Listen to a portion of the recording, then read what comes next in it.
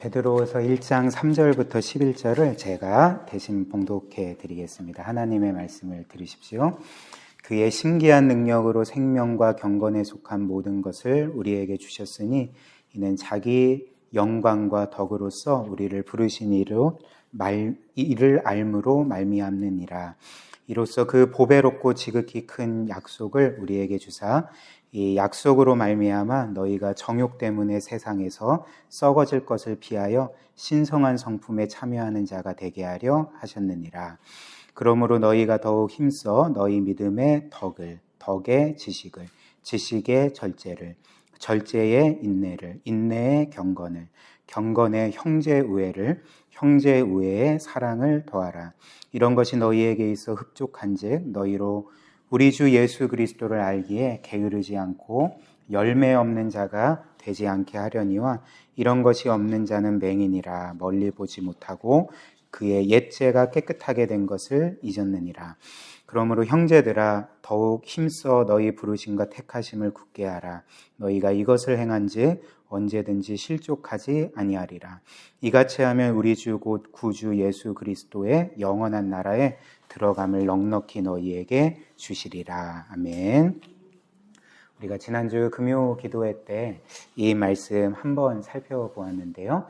이 말씀의 핵심은 우리의 영적 성장이죠. 그래서 우리가 영적으로 계속적으로 성장해 가야 된다는 것을 우리가 지난주에 함께 말씀으로 나눴는데요.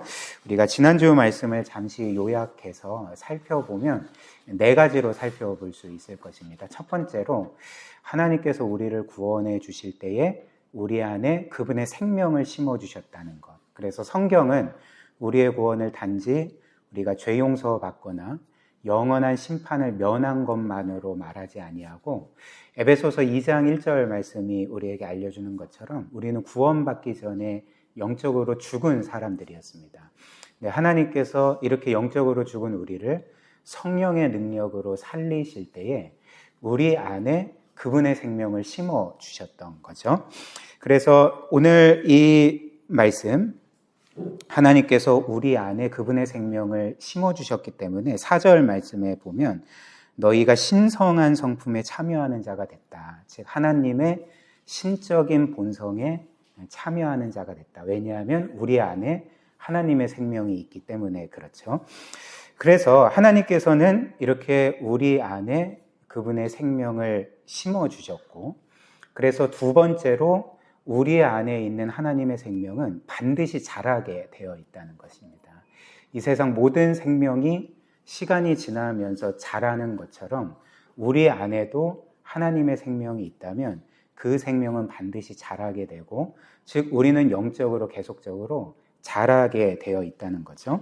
근데 만약 한 성도가 자라지 않는다면 그것은 어떻게 설명할 수가 있을까요? 그러니까 전혀 자라지 않는다면 이제 두 가지로 생각할 수 있겠죠. 첫 번째는 그 안에 생명이 있는 것처럼 여겨졌지만 실제로는 없다는 것을 보여주는 거죠. 그래서 바꿔 말하면 그가 구원받은 것처럼 생각했지만 아직까지 그에게 구원이 없음을 보여주는 것입니다. 생명이 없으면 구원이 없는 거죠. 혹은 그가 진짜 구원을 받았는데 성장하지 않는다면 그것은 이제 또 다른 한편으로는 그가 굉장히 불신앙적인 삶을 살아가는 것을 의미할 것입니다. 그래서 이런 이유로 그 안에 하나님의 생명이 있지만 그의 죄와 불신앙적인 삶을 통해서 그 생명이 지금 억눌려 있는 거죠. 결코 자랄 수가 없는 상황에 있는 거죠.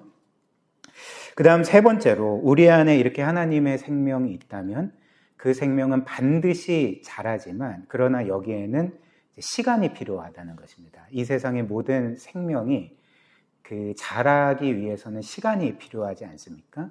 그러니까 우리 안에 있는 하나님의 생명도, 우리의 영적인 성장도 이제 시간이 필요하다는 거죠. 그래서 우리가 땅에 나무의 씨앗을 심었다고 해서 하루 만에 10m 높이의 나무로 자라는 것은 아니잖아요. 그러니까 오랜 시간이 필요한 것처럼 우리 안에 있는 하나님의 생명도 우리의 평생에 걸쳐서 성장의 과정을 거치면서 우리가 점점 영적으로 성장하고 그리스도의 장성한 분량에 이르게 되는 것입니다. 그리고 마지막 네 번째로, 그럼에도 불구하고 우리가 영적으로 자라는 것은 아무것도 하지 않는데, 그냥 가만히 있는데 자라는 것은 아니라는 것입니다. 생명이 있다고 해서 저절로 자라는 게 아니죠. 어린아이가 자라려면 영양가 있는 음식물을 계속 먹어야 되고, 적절한 운동을 해야 되고, 또 잠도 잘 자야지 키가 크고 성장하지 않겠습니까? 그러니까 우리도 마찬가지죠. 영적으로 자라기 위해서는 이제 노력해야 된다는 것입니다. 그래서 가장 기본적으로 하나님의 말씀을 읽고 묵상하고, 또 그분과 기도로서 교제하는 일들, 그리고 하나님을 기뻐하고 그분과 영적인 교제를 나누고 그분의 뜻에 순종하는 삶을 살아가는 이 과정을 통해서 우리는 이제 영적으로 성장할 수가 있게 되는 거죠. 그렇다면 우리는 영적으로 성장할 때 이제 어떤 면에서 자라게 되는가? 이제 오늘 말씀이 그것을 우리에게 알려줍니다. 5절부터 7절을 한 번 더 봅시다. 5절입니다. 그러므로 너희가 더욱 힘써 너희 믿음의 덕을, 덕의 지식을, 지식의 절제를, 절제의 인내를, 인내의 경건을, 경건의 형제 우애를, 형제 우애의 사랑을 더하라, 이렇게 말합니다.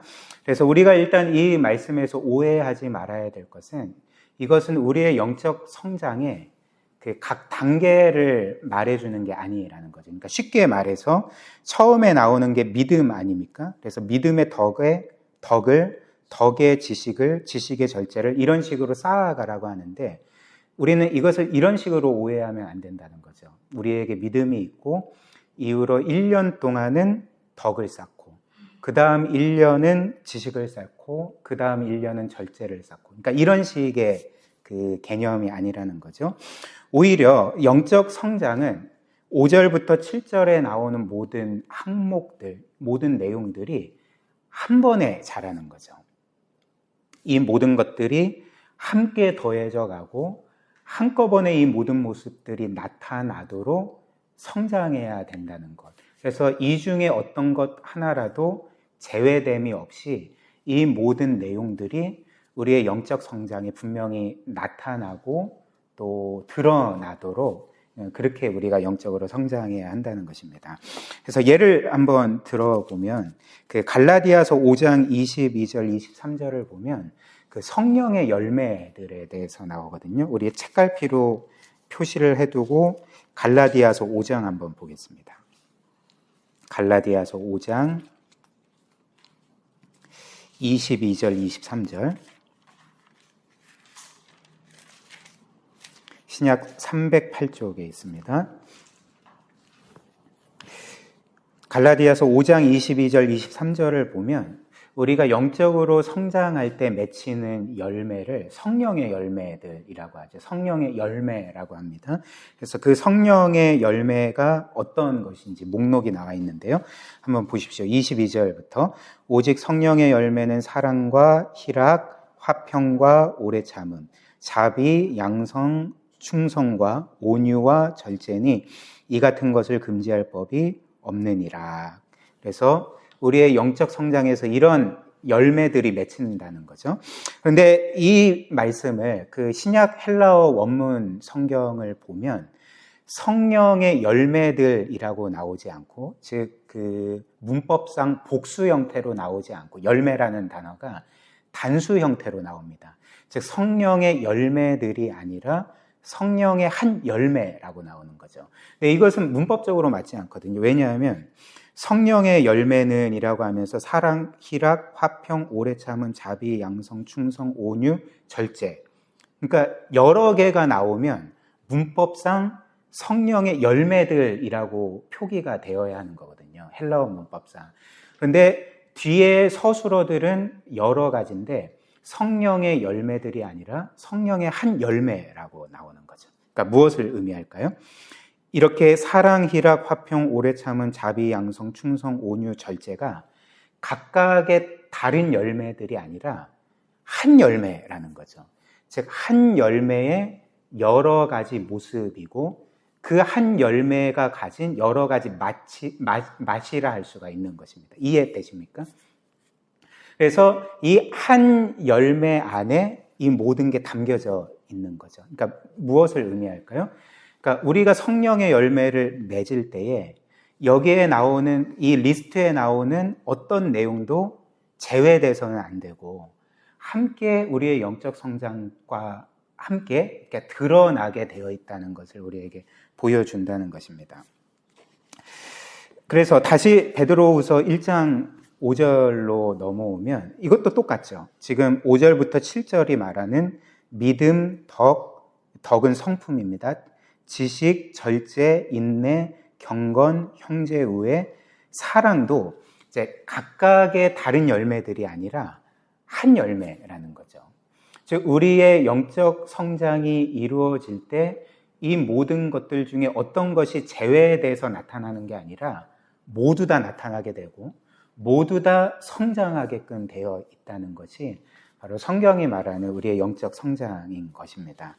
그렇다면 이제 이 각각의 내용을 우리가 좀 함께 살펴보기를 원하는데요. 첫 번째로 믿음입니다. 5절 한번 다시 보십시오.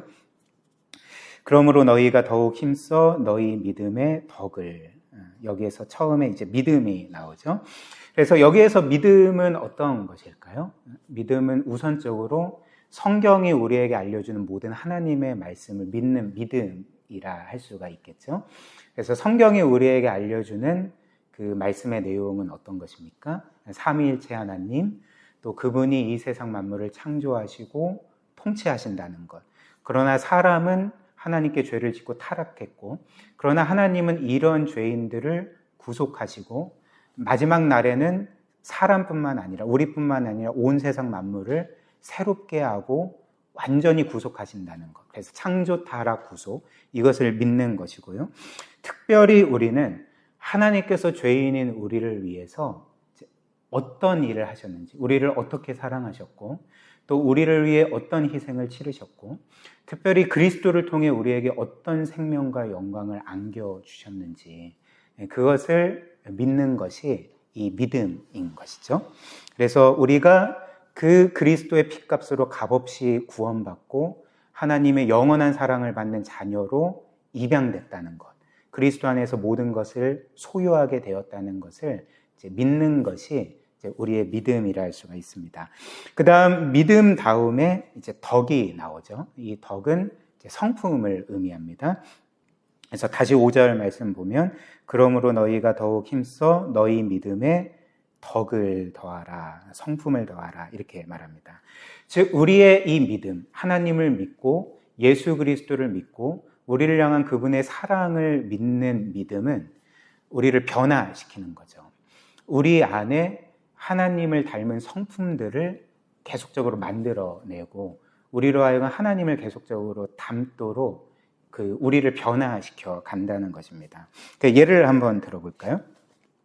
우리가 믿는 믿음에 따라서 정말 하나님께서 우리와 같은 죄인을 이처럼 사랑해 주신다는 것을 우리가 정말 믿는다면, 정말 우리를 이 우주 만물 가운데 가장 귀한 보석처럼 우리를 귀하게 여기시고 사랑해 주신다는 것을 우리가 정말 믿는다면, 그리고 그분의 모든 것을 우리의 유익을 위해 희생하셨다는 것을 믿는다면 우리는 계속 이기적인 삶을 결코 살아갈 수가 없게 될 것입니다. 우리가 이 신앙대로 살아간다면, 이것을 믿는다면 그렇게 되는 거죠. 그래서 우리는 우리 자신만 아는 이기적인 삶을 살아가지 않을 뿐더러 이제 7절 말씀처럼 우리는 형제 우애를 실천할 수가 있는 거죠. 여기에서 형제 우애는 그 교회의 지체들을 향한 사랑을 의미합니다. 그래서 우리의 지체들을 사랑하게 되고 섬기게 되고 또 하나님과 사람들을 사랑하는 삶을 살아가게 되지 않습니까? 이런 성품이 우리 가운데 계속적으로 만들어지게 되는 거죠.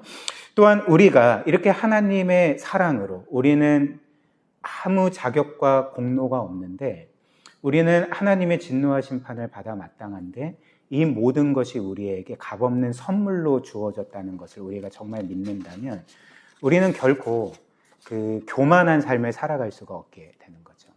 사람들을 향해 내가 너보다 낫다, 내가 너보다 훌륭하다라고 결코 말할 수 없고, 그 어떤 사람들을 향해서도 내가 영적 우월감을 가질 수 없지 않겠습니까? 왜냐하면 나는 하나님의 은혜가 아니면 아무것도 아닌 사람이기 때문에 그런 거죠. 그래서 우리는 이것을 믿을 때 하나님과 사람 앞에서 늘 겸손할 수 있고 우리의 이 믿음이 우리 안에 이런 겸손의 성품을 만들어내는 거죠. 또한 우리를 구원하신 하나님께서 거짓이 전혀 없으신 진리의 하나님이라는 것을 믿고 또 그 하나님께서 무한히 거룩하고 공의로운 하나님이신 것을 우리가 믿는다면 우리는 더 이상 거짓된 삶을 살아갈 수 없을 것이고 우리는 우리에게 내가 거룩하니 너희도 거룩하라 하신 그 하나님의 말씀을 믿으면서 우리도 경건과 거룩함을 추구하며 살아가게 되지 않습니까? 그래서 6절 말씀처럼 우리는 우리의 삶에 경건을 더해갈 수가 있는 거죠. 이런 경건의 성품이 우리 가운데 만들어질 수가 있는 것입니다. 그 다음 세 번째로 지식입니다. 다시 5절 말씀 보십시오. 그러므로 너희가 더욱 힘써 너희 믿음의 덕의 지식을 쌓으라 이렇게 말하죠. 여기에서 지식이라는 것은 그 하나님과 그리스도를 아는 지식이겠죠. 우리가 성경의 모든 말씀을 아는 지식이라 할 수가 있습니다. 그래서 우리는 이 모든 지식 안에서 계속적으로 성장해 가야 한다는 거죠. 물론 과거에도 그렇고 현재에도 그렇고 교회 안에는 꼭 이런 사람들이 있는 것 같습니다. 지식이 뭐 그렇게 중요하나 그냥 잘 믿고 그냥 착하게 살면 되는 거지. 지식은 교만하게 만든다고 하는데 그렇게 지식을 쌓을 필요가 있겠나 이런 생각 혹시 해보신 적 있으십니까? 혹은 이런 말을 하는 사람을 만나신 적이 있으십니까? 아마 한 번쯤은 이제 그렇게 말하는 사람을 만나시거나 그런 말을 들어보신 적이 있을 것입니다.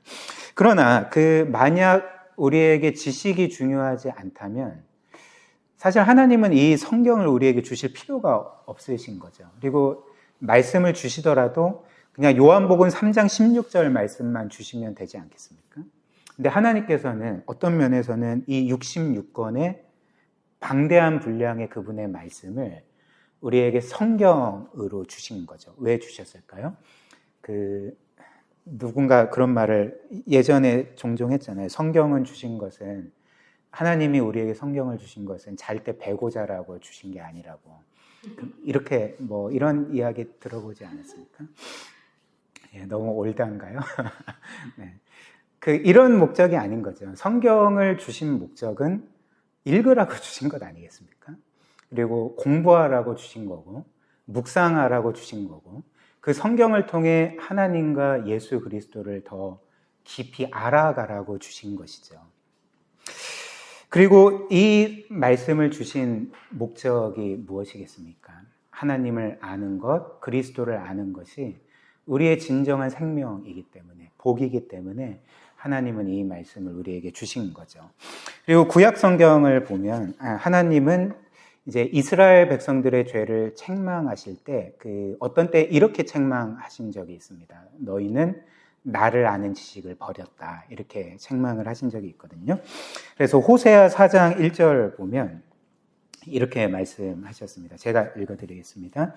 이스라엘 자손들아 여호와의 말씀을 들으라. 여호와께서 이 땅 주민과 논쟁하시나니 이 땅에는 진실도 없고 인애도 없고 하나님을 아는 지식도 없다라고 말씀을 하신 거죠.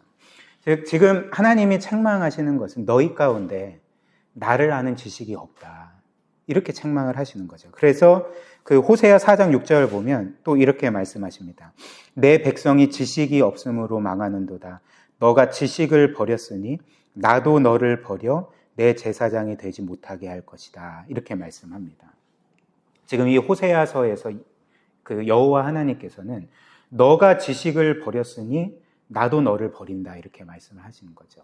그러니까 어떤 면에서는 지금 지식을 하나님 자신과 동일시 하신다는 것입니다. 그래서 이스라엘 백성이 그 지식을 버린 것은 하나님을 버린 것이고 하나님도 내가 너희를 버리겠다 경고하시는 거죠.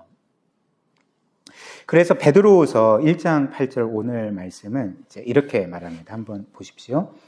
이런 것이 너희에게 있어 흡족한즉 너희로 우리 주 예수 그리스도를 알기에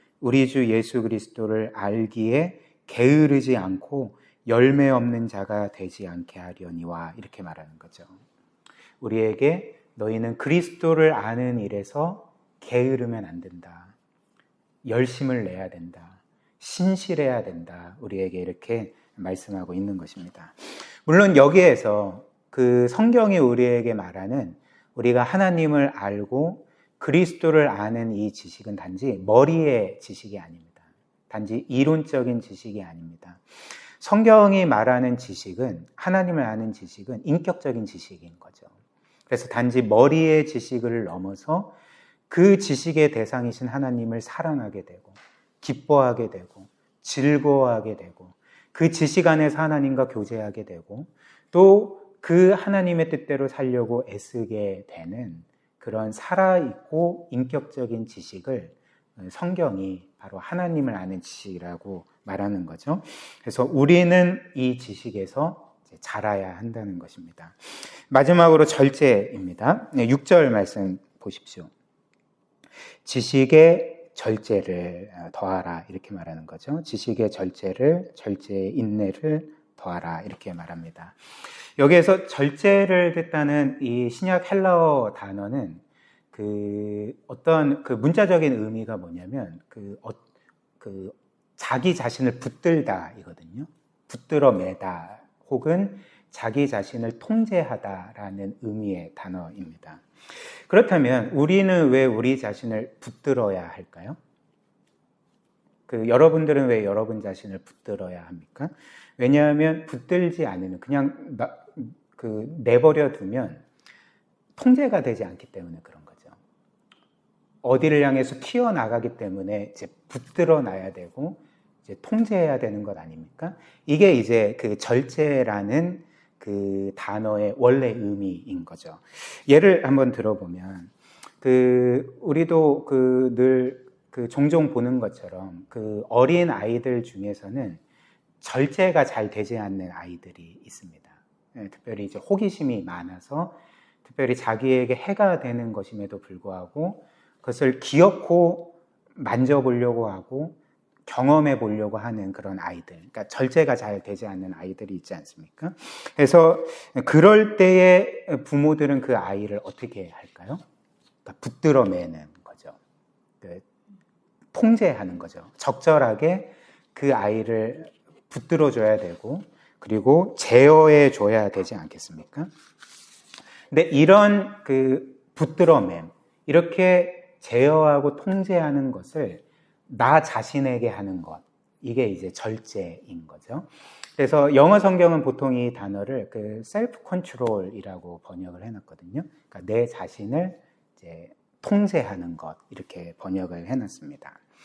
그래서 이 절제라는 것은 결국 우리가 우리에게 해로운 것을 향해서 나아가려고 할 때 우리 자신을 붙들어 매고 우리 자신을 통제하고 제어하는 것, 우리 자신을 지키는 것을 가리켜서 성경은 절제다. 너희는 이 절제에서 자라야 된다. 이렇게 말씀을 하는 것입니다. 그렇다면 이제 마지막으로 우리가 이렇게 이 세상의 죄와 또 우리를 해치는 여러 악한 것들로부터 우리를 지켜야 되는데, 붙들어 매야 되는데, 이렇게 우리 자신을 절제할 수 있는 힘이 어디에서 오는가? 우리가 절제하려면 그 힘이 필요하지 않습니까? 그렇다면 우리는 어떻게 하면 절제할 수 있을까? 여러분들은 어떻게 하면 절제하실 수가 있습니까? 어떤 사람들은 이렇게 생각할 수도 있을 것입니다. 내가 이런 일을 했을 때에 받게 될 어떤 형벌과 심판의 두려움 때문에, 공포 때문에 나는 이것을 절제할 수 있다. 그래서 내가 절제할 수 있는 힘은 그 심판의 두려움과 공포다. 이렇게 생각하는 사람이 있을 것입니다. 그러나 한번 생각을 해보십시오. 여러분들이 어떤 것을 절제하려고 했을 때 단순히 심판의 두려움과 공포 때문에 그것을 완벽하게 절제하는 경우가 많습니까? 그렇지 않죠. 우리는 분명히 이것이 나쁜 일이고, 그리고 이것을 행했을 때 나에게 해가 가해지고, 또 이것으로 인해서 내가 형벌을 받을지도 모른다는 생각을 분명히 갖고 있음에도 불구하고, 그런 두려움이 어느 정도 있음에도 불구하고, 그런 두려움은 우리로 하여금 절제할 수 있는 힘을 줄 수 없다는 것을 우리가 경험하게 되지 않습니까? 그렇다면 우리로 하여금 진정으로 절제하게 만드는 것은 무엇일까요? 그러니까 성경이 우리에게 말하는 바는 심판의 두려움이나 공포가 우리로 하여금 절제하게 만드는 것이 아니라, 그런 힘을 제공하는 것이 아니라 도리어 두려움이 아닌 기쁨이 우리로 하여금 절제하게 만든다는 거죠. 즉 이 세상의 죄와 또 여러 이 세상의 육신의 정욕과 안목의 정욕과 이생의 자랑이 우리에게 줄 수 있는 기쁨보다도 훨씬 더 큰 기쁨을 우리가 발견하게 될 때, 그것을 경험하게 될 때 우리는 절제할 수 있게 된다, 이렇게 말씀을 하는 것입니다. 그렇다면 우리로 하여금 절제하게 만드는 기쁨이 무엇입니까? 하나님이신 거죠.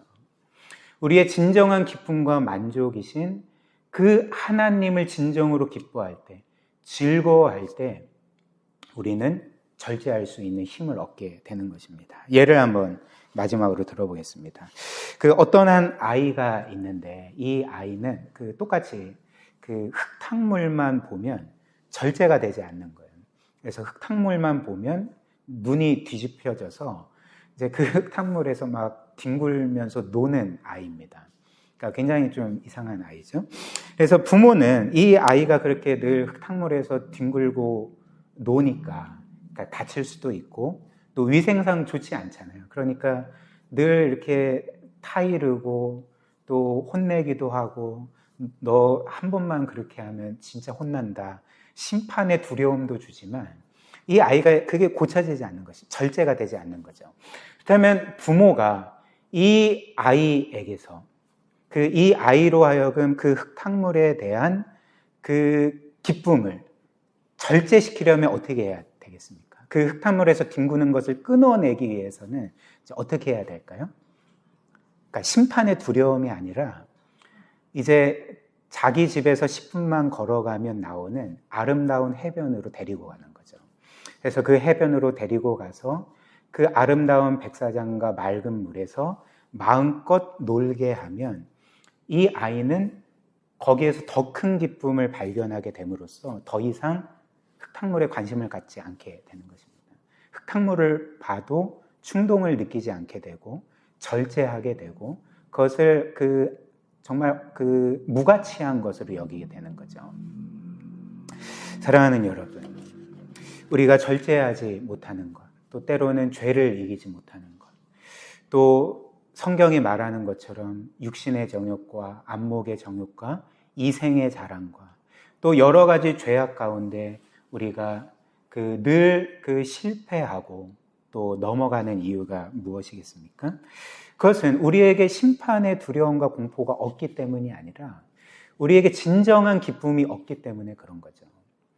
정말 우리의 최고의 기쁨과 만족이자 생명이신 하나님을 우리가 찾고 구하지 아니하고, 그분을 나의 진정한 생명이요 진정한 복으로 고백하지 아니하고, 그 하나님을 뒤로하고 우리는 헛된 것에서 참된 만족을 얻으려고 하기 때문에 절제하지 못하는 것입니다. 죄를 이기지 못하게 되는 거죠. 그러나 성경이 우리에게 말하는 것처럼 우리가 이 하나님을 우리의 삶의 진정한 의미와 목적으로 삼을 때, 이 하나님만이 나의 진정한 생명이십니다. 이 하나님만이 나의 진정한 최고의 기쁨이자 즐거움이십니다. 이 하나님만이 나의 최고의 영광이시오 나의 전부이십니다. 늘 고백하고 인정하고 실제로 그 하나님을 기뻐하게 될 때에 우리는 절제할 수 있는 힘을 얻게 되고 죄를 이길 수 있게 되고, 이로 말미암아 우리는 거룩한 기쁨을 누리며 살아갈 수 있게 될 것입니다. 이런 복음이 주는 능력이 늘 우리의 삶 가운데 풍성하게 임하기를 주님의 이름으로 축복합니다.